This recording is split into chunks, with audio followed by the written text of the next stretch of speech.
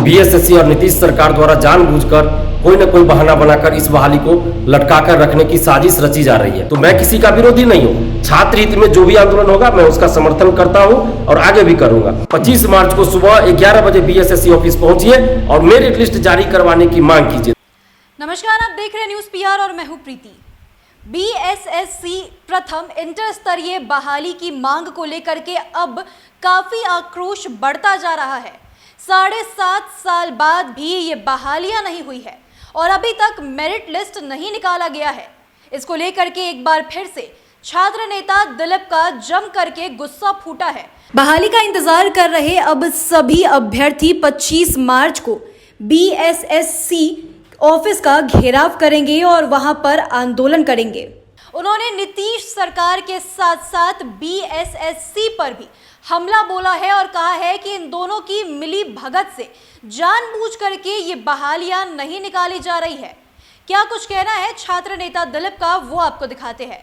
तो बीएसएससी प्रथम इंटर स्तरीय बहाली जो 7.5 साल बाद भी अभी तक पूरी नहीं हुई है और अभी इसका मेरिट लिस्ट आना बाकी है, लेकिन बीएसएससी और नीतीश सरकार द्वारा जानबूझकर कोई न कोई बहाना बनाकर इस बहाली को लटकाकर रखने की साजिश रची जा रही है। और आप लोग देख रहे हैं कि न्यू एनसीएल के मुद्दे पे जो पटना हाई कोर्ट में केस चल रहा है, उसको भी एक बहाना बनाकर बीएसएससी मेरिट लिस्ट जारी नहीं कर रही है, जबकि सामान्य प्रशासन विभाग और विधि विभाग द्वारा न्यू एनसीएल के मुद्दे पे दिशा निर्देश दिया जा चुका है बीएसएससी को। तो अब केस का तो कोई मतलब ही नहीं रहता है। जब दिशा निर्देश मिल चुका है सरकार की तरफ से बीएसएससी को, तब तो मेरिट लिस्ट जारी करने में कोई आपत्ति बीएसएससी को नहीं होना चाहिए। और जिन लोगों ने केस किया है, जो पिटिशनर है और जो इंटरवेनर के रूप में केस किया, सब लोगों को अब केस वापस ले लेना चाहिए। और इसके बाद बीएसएससी को ही पटना हाई कोर्ट में ये बोलना चाहिए, इस बात को लिखित रूप में देना चाहिए, हलफनामा दायर करना चाहिए कि दिशा निर्देश उनको सामान्य प्रशासन विभाग और विधि विभाग से मिल गया है, इसलिए वो मेरिट लिस्ट जारी करने जा रही है। तो मुझे नहीं लगता कि कोर्ट इस पे कोई आपत्ति जाहिर करेगी या कोर्ट रोक लगाएगी मेरिट लिस्ट जारी करने पे। तो वैसे भी कोर्ट जो है पटना हाई कोर्ट, ऐसा नहीं कहा गया है कि आप एकदम रिजल्ट जारी नहीं कर सकते हैं। रिजल्ट जारी करने पे कोई रोक नहीं है, लेकिन हाँ इतना जरूर पटना हाई कोर्ट ने कहा है कि जो भी डिसीजन आएगा वो प्रभावित करेगा रिजल्ट को।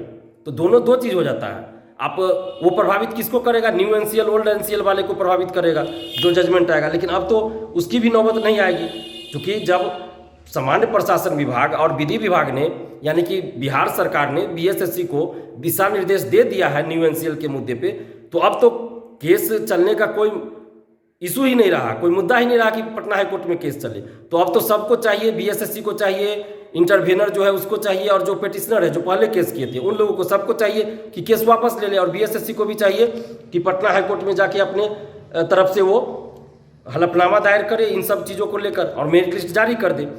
तो जितने भी बीएसएससी अभ्यर्थी जो काउंसलिंग करवा चुके हैं उन लोगों ने मिलकर 25 मार्च को बीएसएससी ऑफिस में आंदोलन करने का तय किया है, और ये 2-3 दिन पहले तय हुआ है। और बहुत से परीक्षार्थियों ने, अभ्यर्थियों ने मुझे भी फ़ोन करके बताया और व्हाट्सएप पे मैसेज भी किया कि 25 मार्च को आंदोलन कर रहे हैं, आपका साथ चाहिए। तो हमने कहा कि भाई हम तो साथ हैं आप लोग के हमेशा, और पहले भी फरवरी में भी हमने कहा था, मार्च में भी फर्स्ट वीक में, और होली से पहले भी बहुत से लोग फ़ोन कर रहे थे कि क्या आंदोलन करेंगे तो आप साथ दीजिएगा। हमने उस समय फरवरी में भी कहा था कि आप लोग मेरिट लिस्ट निकलवाने के लिए या कोई और भी मुद्दे पे जो सही मुद्दा हो उस पर आप आंदोलन कीजिएगा, तो हमारा साथ हमेशा रहा है और हमेशा रहेगा।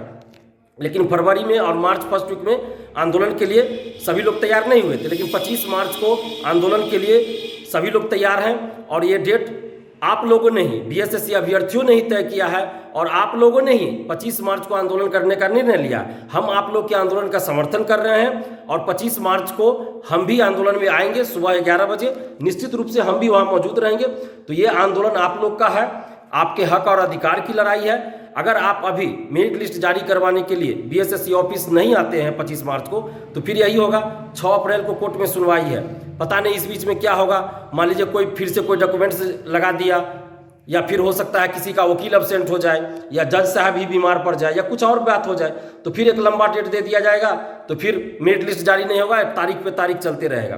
तो इसीलिए जब आप लोगों ने डिसाइड कर लिया है कि 25 मार्च को आंदोलन करना है तो सभी लोग 25 मार्च को बीएसएससी ऑफिस सुबह 11 बजे पहुंचिए। ऐसा मत समझिए कि चलो कोई तो जा रहा है हम घर बैठे रहते हैं, तो फिर क्या होगा, आपको इससे परेशानी होगी और संख्या कम रहेगी तो बीएसएससी और सरकार पे कोई दबाव नहीं बनेगा, फिर तारीख पे तारीख कोर्ट में चलता रहेगा। और अगर 25 मार्च को सभी लोग सुबह 11 बजे पहुंचते हैं बीएसएससी ऑफिस तो सरकार पे और बीएसएससी पे एक दबाव बनेगा और उसका असर क्या होगा कि बीएसएससी जल्द से जल्द मेरिट लिस्ट जारी करेगी और कोर्ट में भी जल्द से जल्द इस समस्या का जो समाधान होना चाहिए उसका वो रास्ता ढूंढेगी बीएसएससी भी और हलफनामा दायर करेगी और 6 अप्रैल से पहले भी मेरिट लिस्ट जारी हो सकता है।